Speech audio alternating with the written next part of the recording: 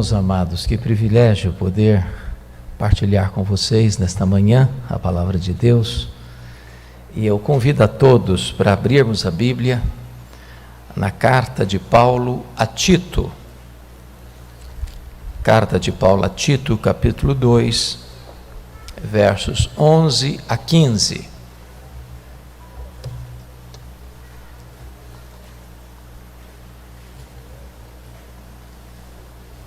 Carta de Paulo a Tito, capítulo 2, versos de 11 a 15.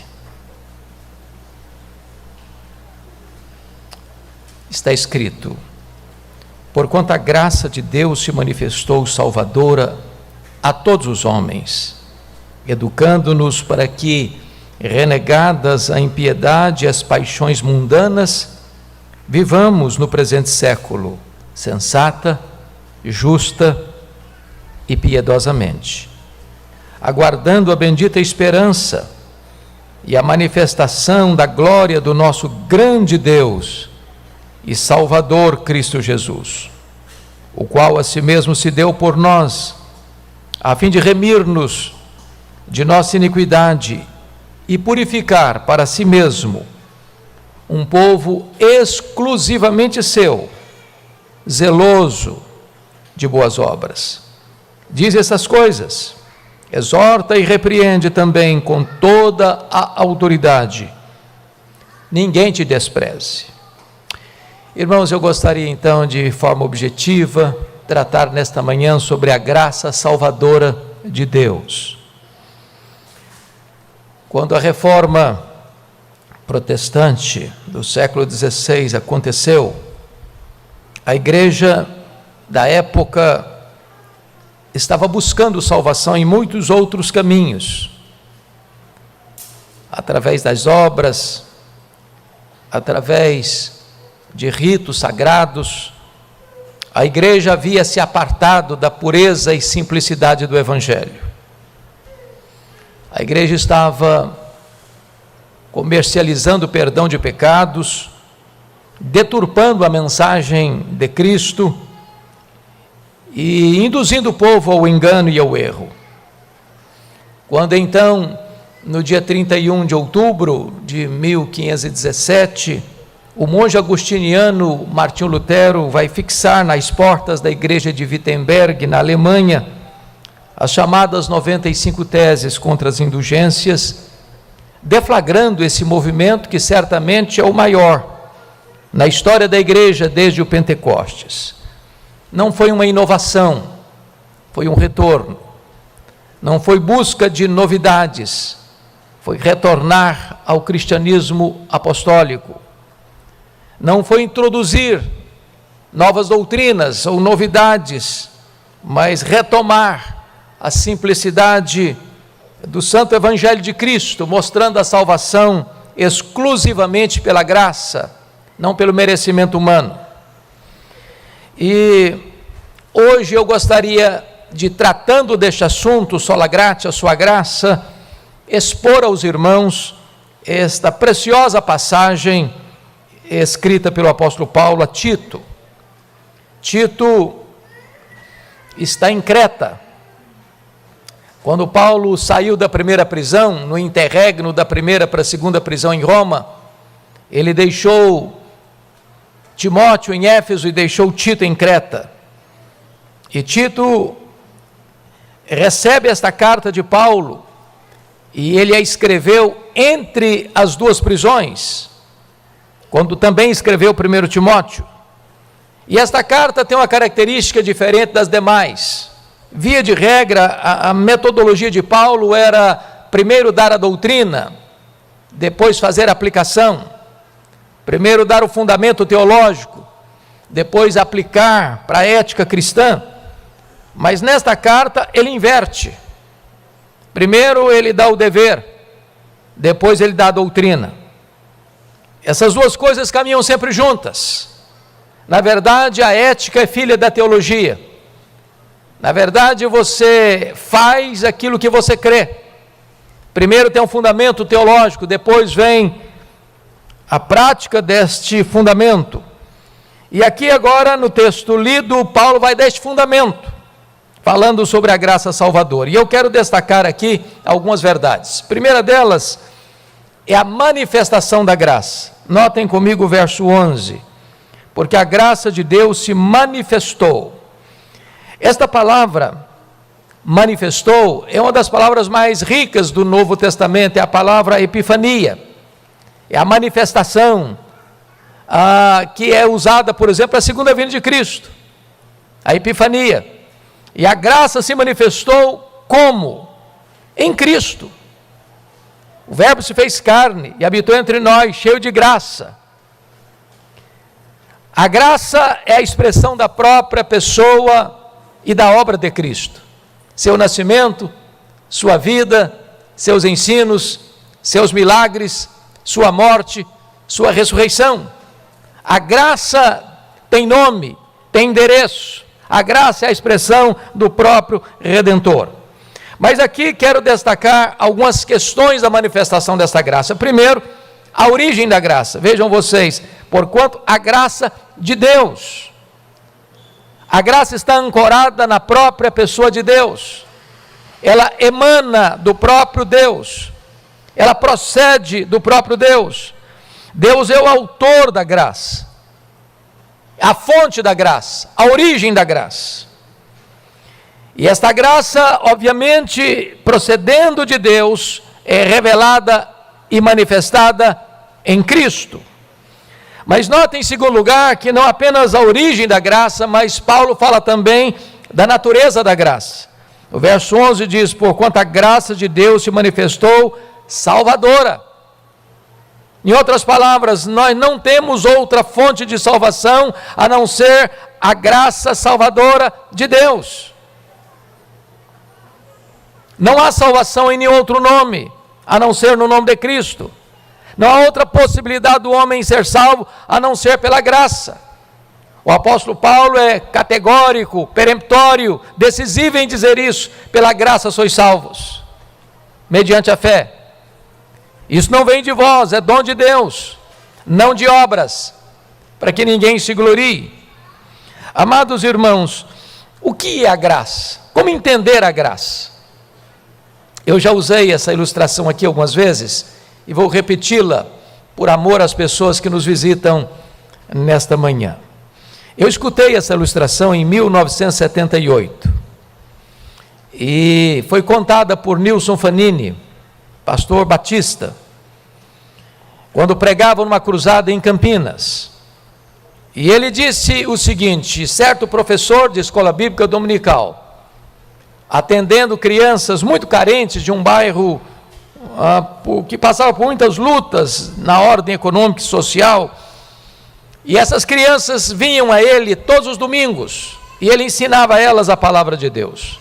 Mas uma delas se destacou. Era a criança mais carente, as roupinhas surradas e às vezes puídas, pés descalços. E esse professor um dia tomou a decisão de ir a uma loja comprar roupas, calçados, material escolar, até brinquedos, e começa a subir o morro para levar esses presentes àquela criança. Obviamente ela não sabia que esses presentes eram para ela. Ouvir aquele homem com tantos presentes nas mãos, cobiçando aqueles presentes, pegou uma pedra, jogou naquele homem, e ele caiu, ferido, sangrando, e a criança catou os presentes e levou para casa. Quando aquele homem melhorou, ele voltou à loja, comprou os mesmos presentes, tomou o mesmo caminho, em direção à casa daquele menino.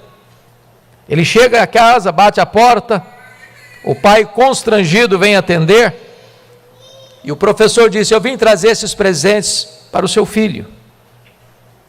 E o pai, tomado por um senso de consciência, de justiça, disse: o meu filho machucou o senhor, foi ele quem jogou aquela pedra no senhor, o meu filho não merece esses presentes.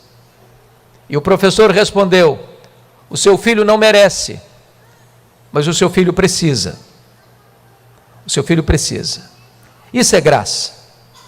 Eu não mereço, você não merece, mas nós precisamos da graça salvadora de Deus. Mas notem vocês que esta graça não apenas tem uma origem e tem uma natureza, mas esta graça tem uma extensão. Olha o versículo 11 ainda. Porque a graça de Deus se manifestou salvadora a todos os homens. Esta é a extensão. Mas entendamos, todos os homens qualitativamente falando e não quantitativamente falando. Ou seja, o texto não está ensinando universalismo. O texto não está dizendo que todas as pessoas, sem exceção, serão salvas pela graça, mas todas as pessoas sem acepção. O contexto aqui, no capítulo 2, ele está falando para vários tipos de pessoas. No versículo 2, para homens idosos. No versículo 3, para mulheres idosas. No versículo 4, para jovens. No versículo 6, para os moços. E ele está no versículo 9, falando para servos. E ele está dizendo o seguinte, que não importa quem é você, se homem, se mulher, se jovem, se velho, se rico, se pobre, se doutor ou analfabeto, se servo ou patrão, a graça de Deus se manifestou salvadora a todos os homens, sem acepção. Esta é a bênção do Evangelho, irmãos. A graça está disponível para todos aqueles por quem Cristo morreu e comprou com o seu sangue. Então esta é a verdade preciosa da manifestação da graça de Deus. Mas há uma segunda verdade nesse texto, é a pedagogia da graça. Notem comigo os versos 12 e 13. E a primeira coisa que a pedagogia da graça nos ensina é que a graça nos educa a renegarmos o mal. Olha o verso de número 12, educando-nos. E a palavra educando aqui, exatamente no grego, é a palavra pedagogia. A graça de Deus nos educa, não é apenas nos salva, ela nos educa. E ela nos educa primeiramente para renegarmos o mal. Veja você, algumas coisas que eu quero chamar e destacar a atenção. Primeiro, a graça nos educa ou nos ensina a renegar a falsa teologia, educando-nos para que renegadas a impiedade. A palavra impiedade, na língua original, traz a ideia da sua relação não com os homens, mas na sua relação com Deus. A graça de Deus capacita você a ter discernimento, para abandonar o caminho do erro, abandonar a teologia errada, abandonar a falsa doutrina, abandonar todos os conceitos torcidos, enviesados, que se apartam da palavra de Deus. E então a graça de Deus educa você, para você rejeitar a doutrina errada e acolher a doutrina certa, que vai levar você a um relacionamento certo com Deus. Essa é a ideia.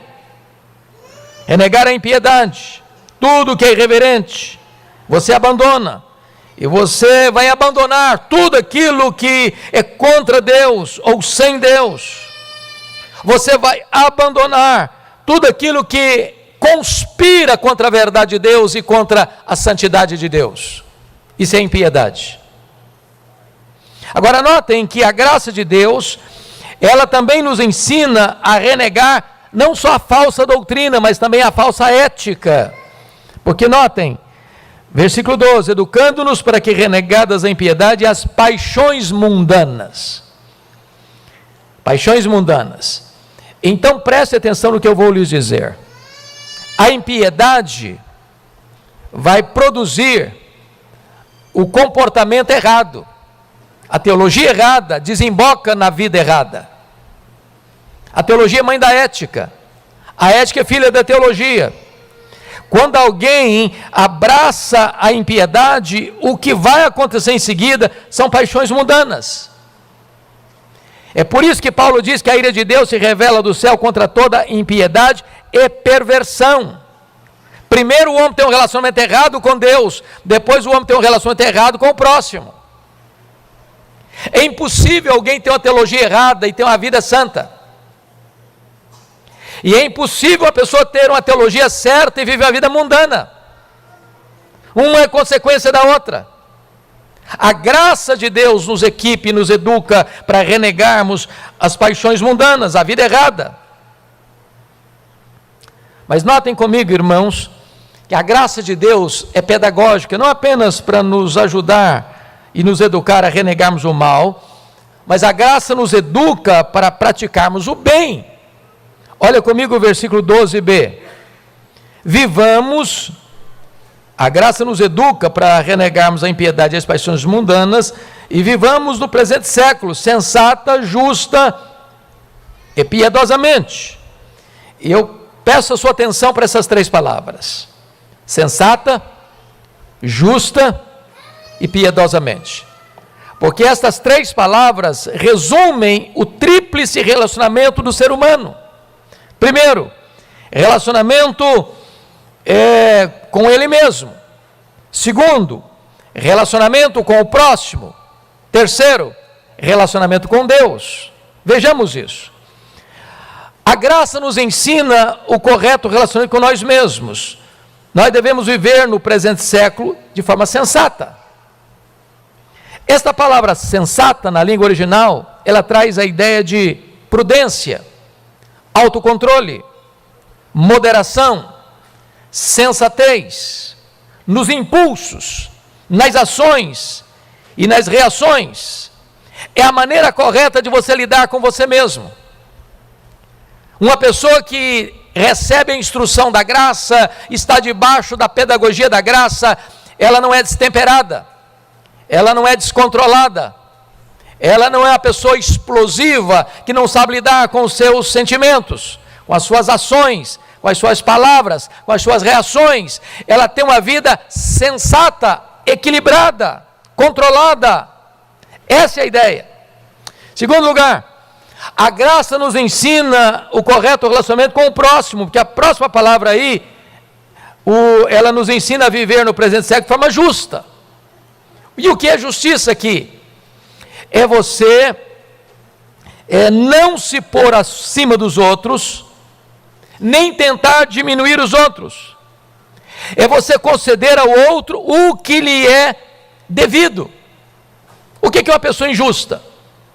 É quando ela age com o próximo de maneira desleal, quando ela não dá ao próximo a honra que lhe é devida, quando ela mantém um relacionamento com o próximo de exploração, de extrativismo.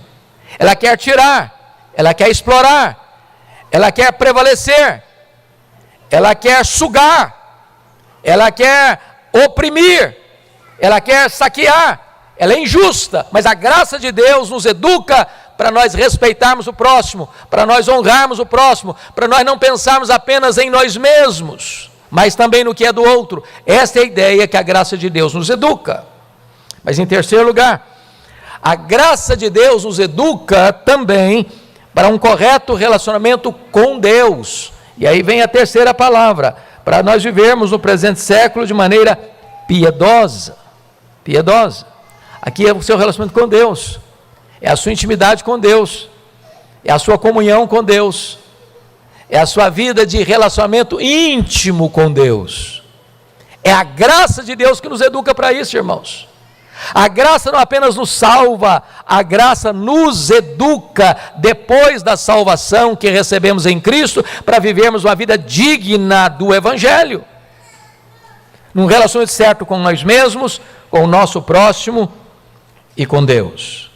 Mas notem mais, meus amados irmãos, a graça, em terceiro lugar, nos educa para aguardarmos a manifestação do nosso grande Deus e Salvador Jesus Cristo.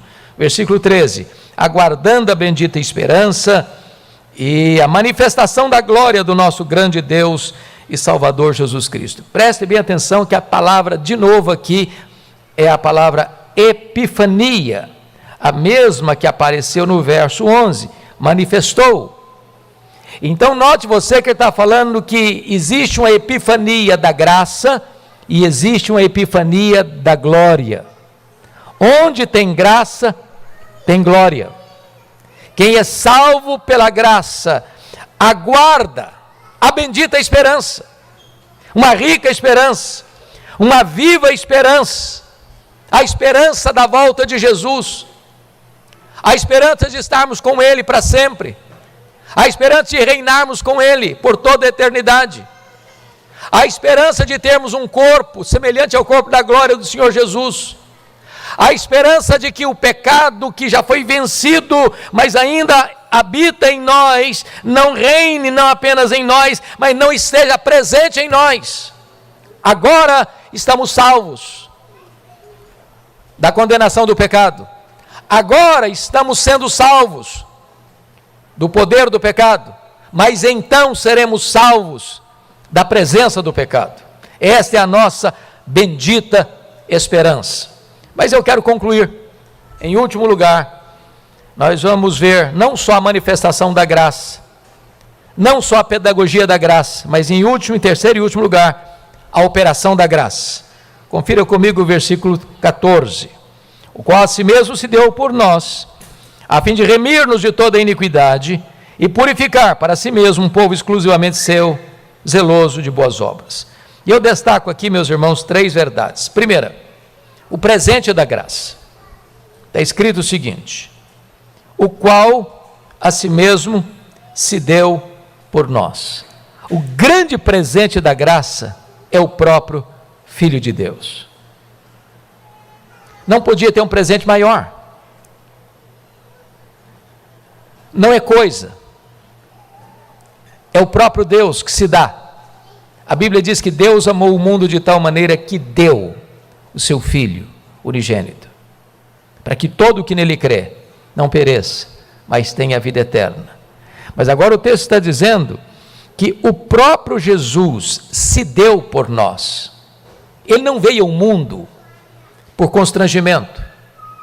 Ele não veio contra a sua vontade. Ele não morreu na cruz como um mártir. Ele não morreu na cruz porque sucumbiu ao poder de Roma. Ele não foi para a cruz porque Judas o traiu, porque Pedro negou, porque o Sinédrio entregou, porque Pilatos sentenciou. Ele deu voluntariamente a sua vida. É isso que o texto está dizendo. Ele a si mesmo se deu por nós. Este é o presente da graça. Agora, vejamos em segundo lugar, não só o presente da graça, mas o propósito da graça. Olha aí a parte B. A fim de remir-nos da iniquidade e purificar para si mesmo um povo exclusivamente seu. E eu chamo a tua atenção aqui para 2 propósitos, um negativo e outro positivo. Qual é o negativo? Está escrito aí no versículo 14: a fim de remir-nos de toda a iniquidade. Preste atenção nisso. Deus salva você do pecado e não no pecado. Você foi arrancado de toda a iniquidade. Portanto, uma pessoa salva pela graça não pode mais viver na prática do pecado. Se você vive na prática do pecado, significa que você ainda não encontrou a graça, não foi alcançado pela graça, não foi salvo pela graça, não está sendo ensinado pela pedagogia da graça e não tem em você a operação da graça. Deus não nos salvou no pecado, Deus nos salvou do pecado. Mas tem um propósito positivo, não só negativo. Qual é o positivo? Olha aí o versículo 14. E purificar para si mesmo um povo exclusivamente seu. Note você que o povo de Deus tem 2 características: é um povo limpo e é um povo exclusivo. Onde não há santificação, não é evidência da graça. O povo de Deus precisa ser puro, porque Jesus morreu para remir-nos da iniquidade, de toda iniquidade, e também purificar-nos. Nós somos o povo exclusivo de Deus, nós somos a herança de Deus, nós somos a menina dos olhos de Deus, nós somos a delícia de Deus, e Ele comprou-nos e remiu-nos e purificou-nos para sermos exclusivamente dEle. Ele tem ciúmes de nós, Ele não nos partilha com o mundo e com o pecado, quer que sejamos exclusivamente seu. Esta é a pedagogia da graça, esta é a operação da graça. Mas concluo mostrando aqui não só o presente da graça e o propósito da graça, mas aqui também o resultado da graça. Olha a parte final do versículo 14. Um povo exclusivamente seu, zeloso de boas obras. Zeloso de boas obras. Essa questão de fé e obras tem sido debatida ao longo dos séculos. E é muito importante entender isso. A salvação não é pelas obras.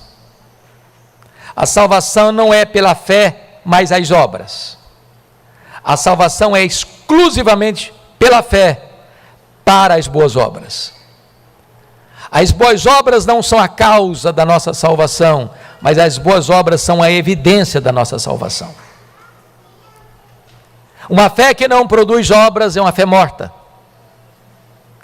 Deus nos remiu, Deus nos limpou, para nós sermos um povo zeloso de boas obras. E note você que a palavra zeloso aqui não é apenas que você é capacitado para fazer boas obras, mas você tem paixão por fazer boas obras. Esse é o seu deleite, esse é o seu prazer, esse é o entusiasmo da sua vida. Pois bem, eu concluo levando você ao versículo 15, porque no versículo 15, ele vai exatamente terminar como começou o capítulo 2. Olha como é que ele começa o capítulo 2. Tu, porém, fala o que convém à sã doutrina. Olha como ele termina o capítulo 2. Diz estas coisas. Diz estas coisas. Cabe a você que foi alcançado pela graça agora ser um instrumento nas mãos de Deus para que outros sejam alcançados. Esta mensagem não pode ficar apenas retida em você. Todo alcançado é um enviado. Todo que recebe agora instrui. Todo que aprendeu agora precisa passar esse ensinamento. E ele termina dizendo, diz essas coisas. E agrega, exorta e repreende também com toda autoridade. Quando ele diz, ninguém te despreze, a autoridade, irmãos, não está na pessoa do homem, do pregador, a autoridade está na palavra que ele anuncia. Se você é portador desta mensagem, os homens não podem desprezar você. Você tem a autoridade de Deus para anunciar o Evangelho da Graça. Que Deus nos ajude a ver a manifestação da graça em nossa vida.